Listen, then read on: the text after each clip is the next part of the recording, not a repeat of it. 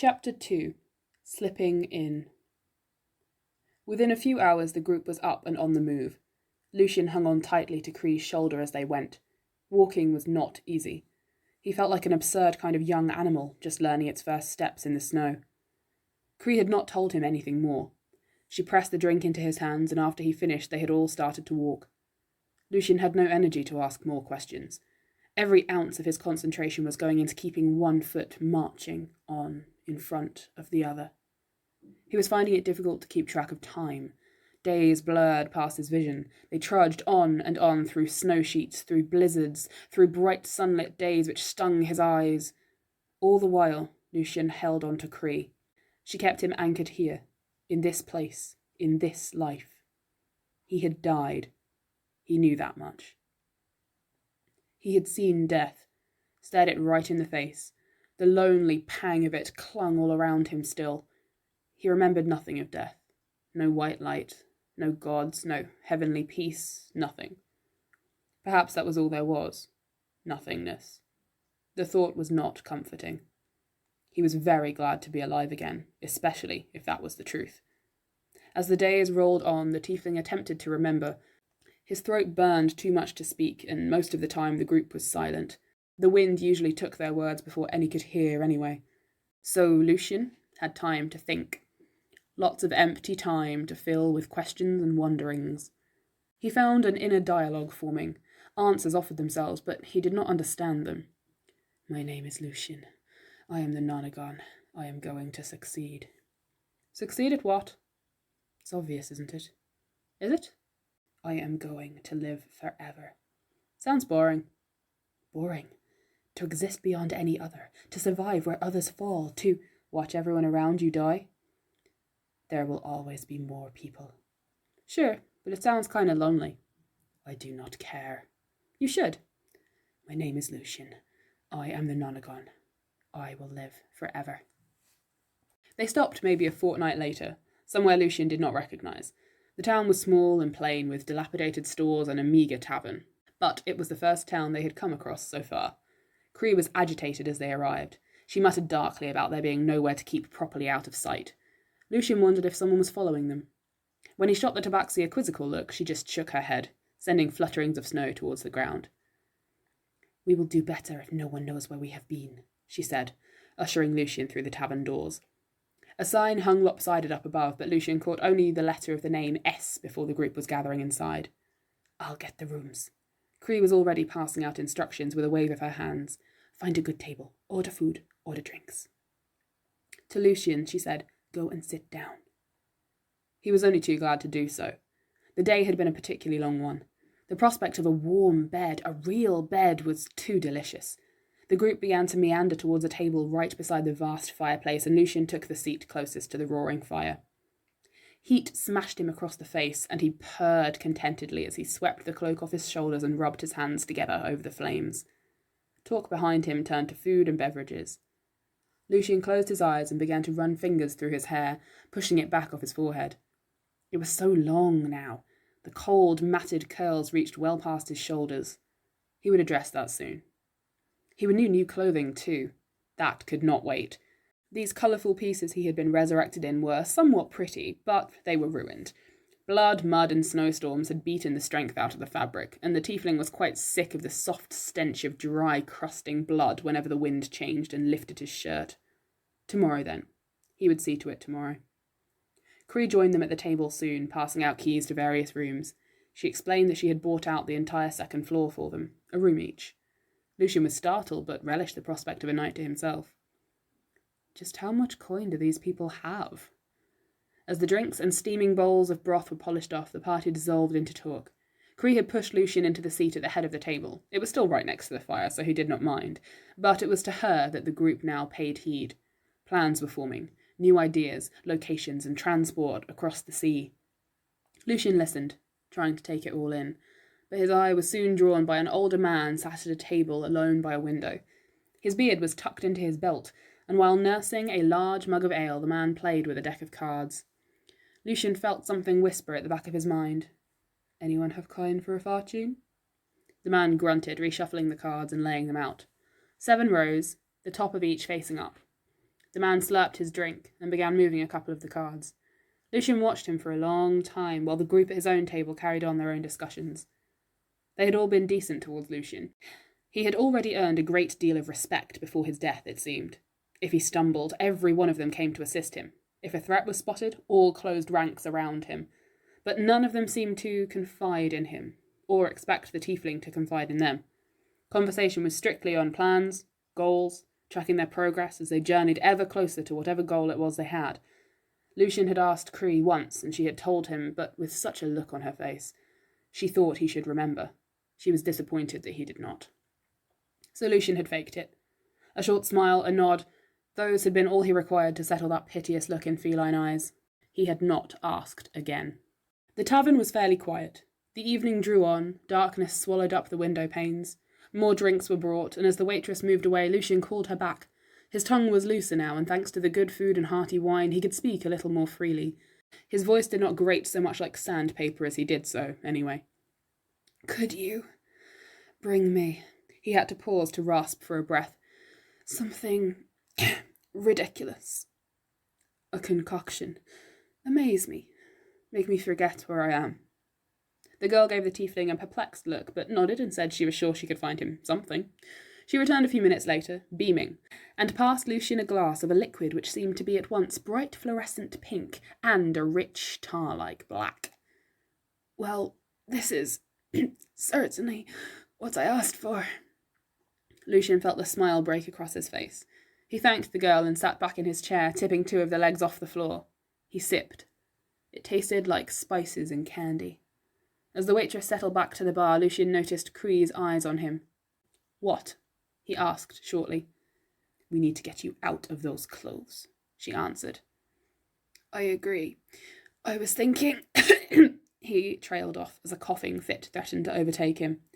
"Thinking tomorrow I could perhaps borrow enough coin to purchase new ones." Cree nodded. "Of course." So, it really was that simple then. Lucien was certain now, more than ever, that he held some high standing within this group. To be allowed to spend their gold on such non-essentials had to mean he was important. But still, he decided not to ask. He was just too contented in that moment.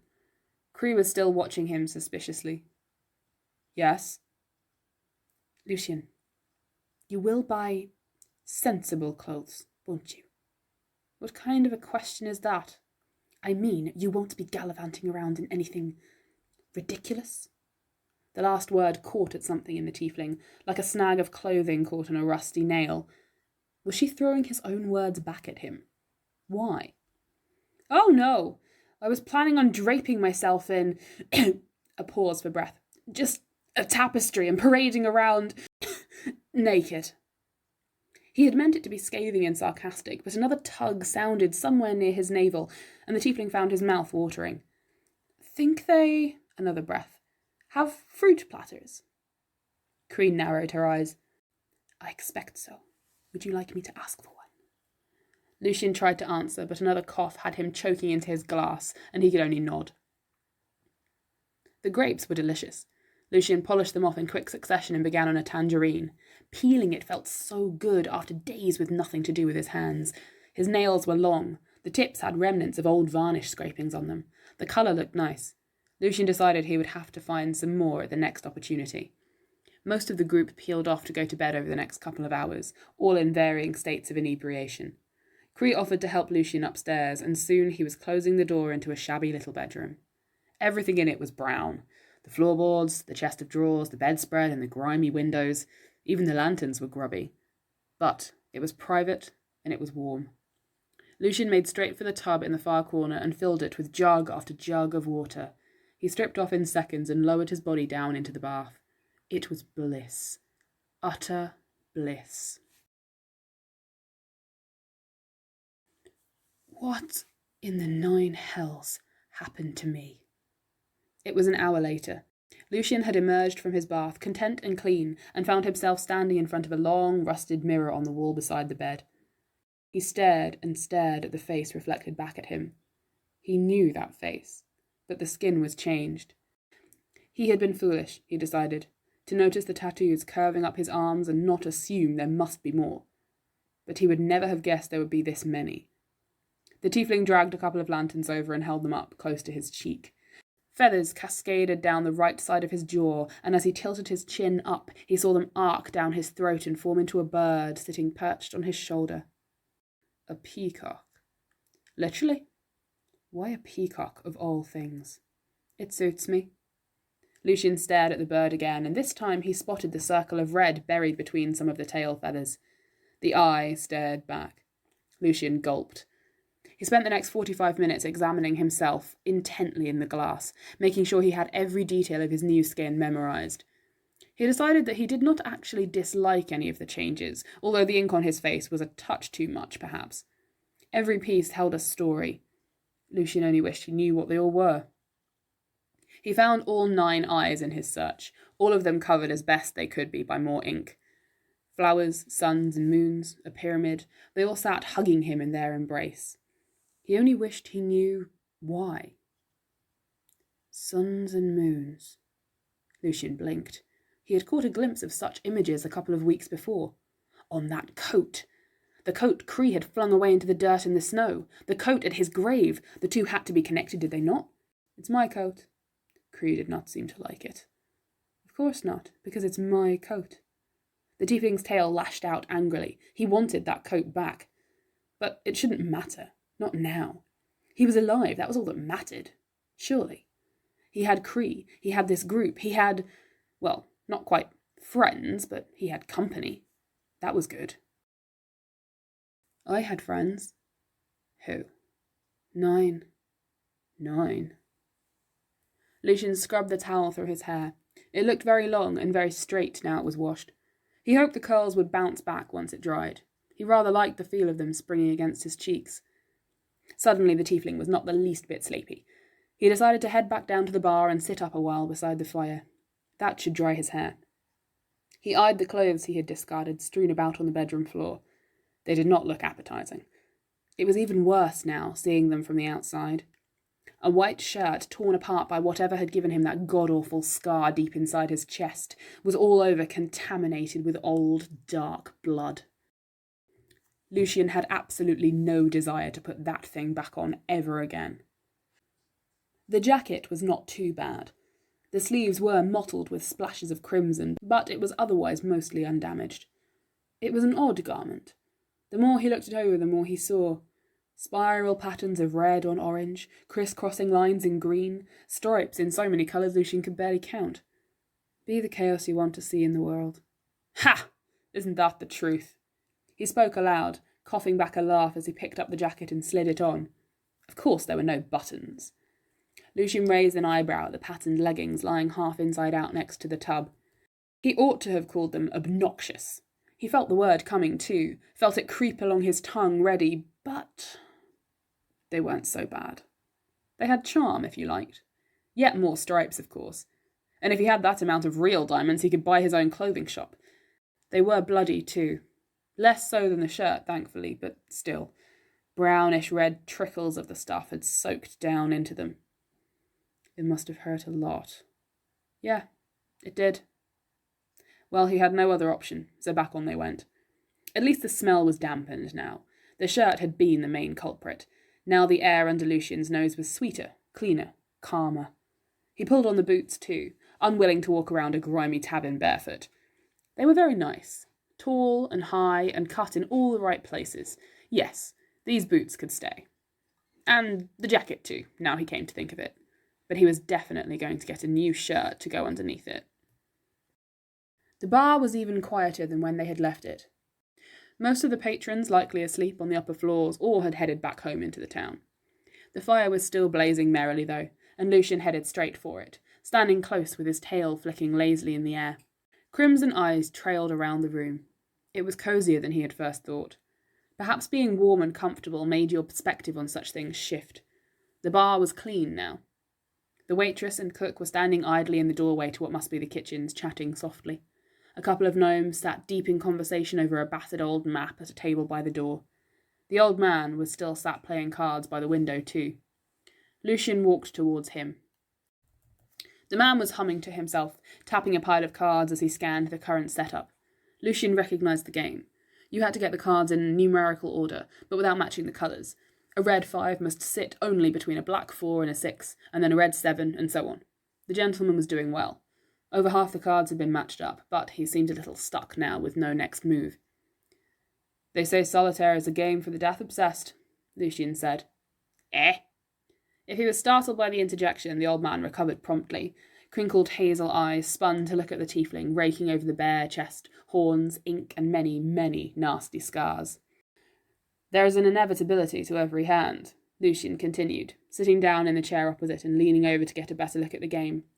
"Most of them are doomed from the start, no matter what you do." Is that so? The man scratched his chin through the lengthy beard and tapped the pile of upturned cards. "Bit like life, eh? Doomed from the start." "If you like."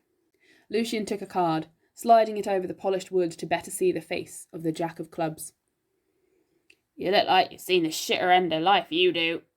The old man took a large gulp from his tankard. "Amazing you're still up and walking about." Lucien laughed. It brought on another coughing fit, but it was well worth it. "You don't know the half of it." He grinned. "Neither do I." "Fancy your hand, then?" The man had gathered up all the cards together, and as Lucien pressed back the jack, he nodded. "Certainly. You may have to teach me, though. I'm a little rusty on, well, everything."